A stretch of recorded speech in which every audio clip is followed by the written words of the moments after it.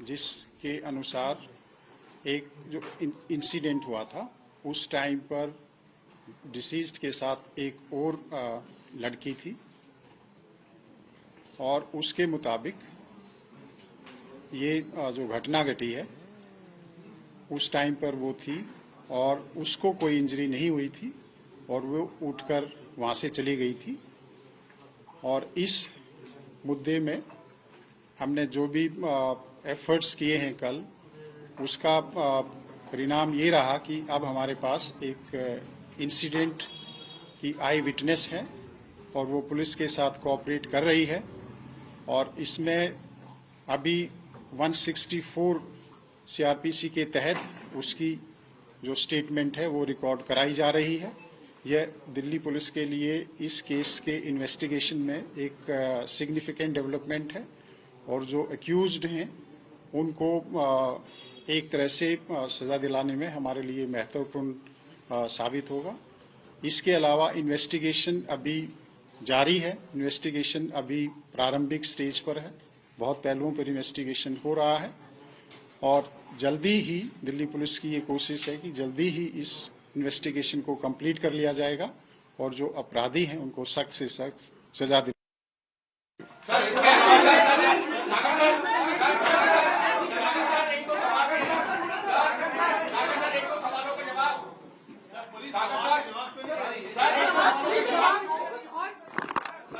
तो गौर करने वाली बात है कि दिल्ली पुलिस के अधिकारी जो हैं उन्होंने अपनी बात रख दी लेकिन मीडिया के सवालों का जवाब नहीं दिया। यानी अभी भी कुछ पहेलियां ऐसी हो सकती हैं जो अनसुलझी हैं। पुलिस ने वो बातें बताई जिसको लेकर वो पुख्ता थे और ये कहा कि अभी शुरुआती स्टेज पर जांच है, तफ्तीश जारी है। 164 के तहत लड़की का बयान जो है वो दर्ज करवा रहे हैं।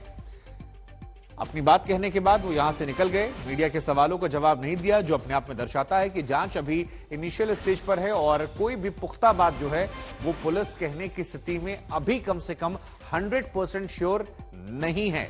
और इसी वजह से ये प्रेस कॉन्फ्रेंस सिर्फ 2 मिनट में खत्म हो जाती है, या कहें कि 2 मिनट भी पूरा समय नहीं लिया होगा।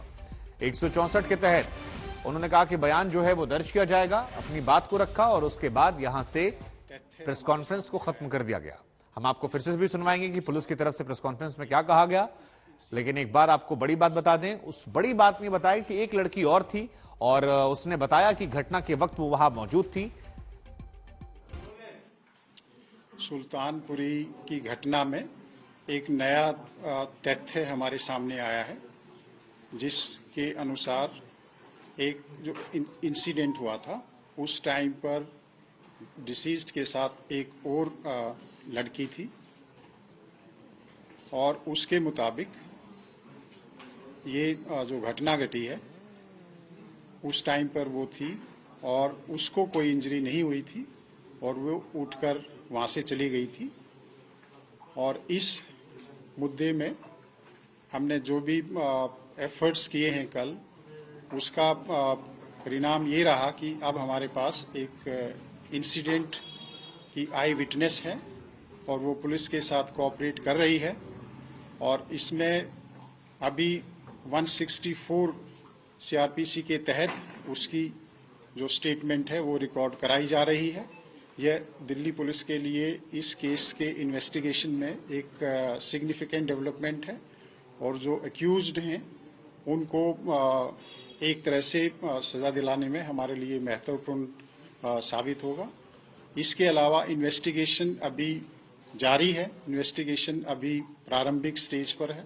बहुत पहलुओं पर इन्वेस्टिगेशन हो रहा है और जल्दी ही दिल्ली पुलिस की ये कोशिश है कि जल्दी ही इस इन्वेस्टिगेशन को कंप्लीट कर लिया जाएगा और जो अपराधी हैं उनको सख्त से सख्त सजा दी।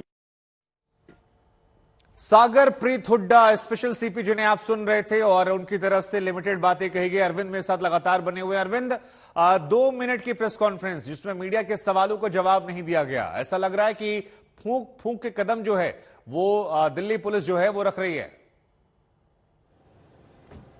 नहीं, सवालों के जवाब क्या देंगे? एक बात बताइए कि अगर 29 दिसंबर को, जहां इस वक्त मैं मौजूद हूं पुलिस मुख्यालय में, और जहां सागरप्रीत हुड्डा स्पेशल कमिश्नर जिस कुर्सी पर बैठकर प्रेस कॉन्फ्रेंस कर रहे हैं, उसी कुर्सी पर बैठकर 29 दिसंबर को दिल्ली पुलिस के 4 स्पेशल कमिश्नर ने प्रेस कॉन्फ्रेंस की थी शुभांकर, और यह दावा किया था, दिल्ली वालों को सुरक्षित होने का दावा किया था। 16 से 18 हजार पुलिसकर्मी सड़कों पर होने का दावा किया था, और 12 से 13 किलोमीटर के स्ट्रेच पर अगर किसी लड़की को कार में घसीटा जा रहा है और किसी पुलिसकर्मी की निगाह नहीं पड़ रही है, तो फिर जो दावा किया गया था उस दावों की हवा तो नहीं निकल गई। इस वजह से उनको ये मालूम था कि बिल्कुल जो रिपोर्टर हैं वो ये पूछेंगे कि 12 से 13 किलोमीटर दूर तक लड़की कार के नीचे और घसीटती हुई गई, तो आखिर जो पीसीआर वैन थी, जो दावा किया जाता है पीसीआर वैन कहां थी, मोटरसाइकिल पर जो जवान गश्त करते हैं वो कहां थे?